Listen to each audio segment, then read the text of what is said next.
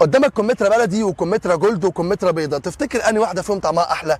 البلدي مش الموسم بتاعها فمش هنجربها، النهارده نجرب الجولد والبيضه. عندك الكمثريتين، بص كمثريتين كركر، جولد ولا بيضه؟ بيضه، خلي سنتك البيضه. يلا عشان سنتنا تبقى بيضه. نوعين الكمثرى دول بيتزرعوا في الصين، نجرب البيضه زي ما كريم قال ونشوف الدنيا هيبقى فيها ايه. يلا بسم الله، سكينتك الجميله وتقوم عامل كده اهو.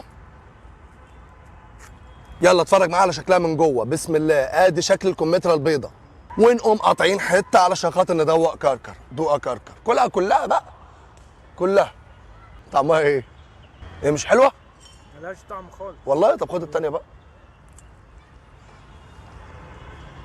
كركر بيقول ملهاش طعم. بسم الله.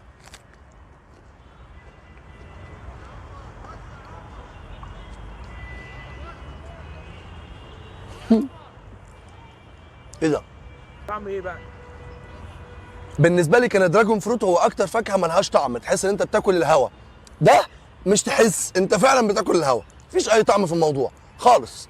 فلات ابيض يا ورد، طعمها يعني لا مش وحش مش حلو، مفيش طعم. انا باكل هوا هوا هوا. نحاول نعوض التجربه وندخل في الجولد. يلا بسم الله.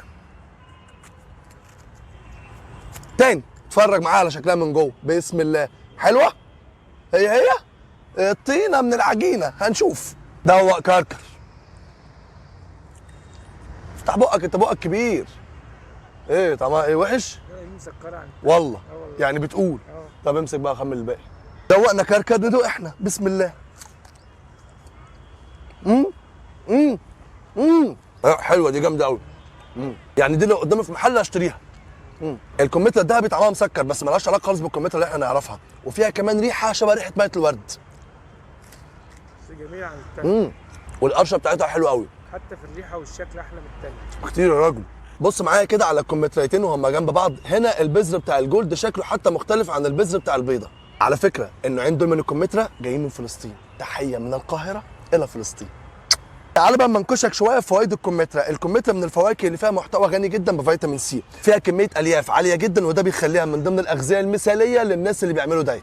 الكمثرى فيها حمض الفوليك وده بيخليها كويسه قوي للسيدات الحوامل. الرجاله بقى تجيلي على جنب علشان الكمثرى فيها منجم فوائد بالنسبه لصحه الرجال. اكل الكمثرى بانتظام بيساعد على زياده جوده الحيوانات المنويه. اكل الكمثرى كمان بانتظام بيشتغل كمحفز رجالي قوي جدا. الكمثرى بشكل عام منجم فوائد، سواء كانت البلدي او الجولد او الابيض. حاول في الموسم بتاعها ان انت ما تقطعهاش من البيت. هسيب لك ابلكيشن ديني هديه في الكومنتات، هتلاقي فيه قران واحاديث واذكار. نزله وافتحه وهتتبسط قوي من اللي موجود فيه. ونيجي لقطه السعر، صدقني انا ما اعرفش الكمثرى الجولد او البيضه بكام. ليه؟ لانهم جايين لي هديه. لو لقيتهم هاتهم، ما لقيتهمش ما تجيبهمش. ليه؟ عشان انا جبتهم مكانك.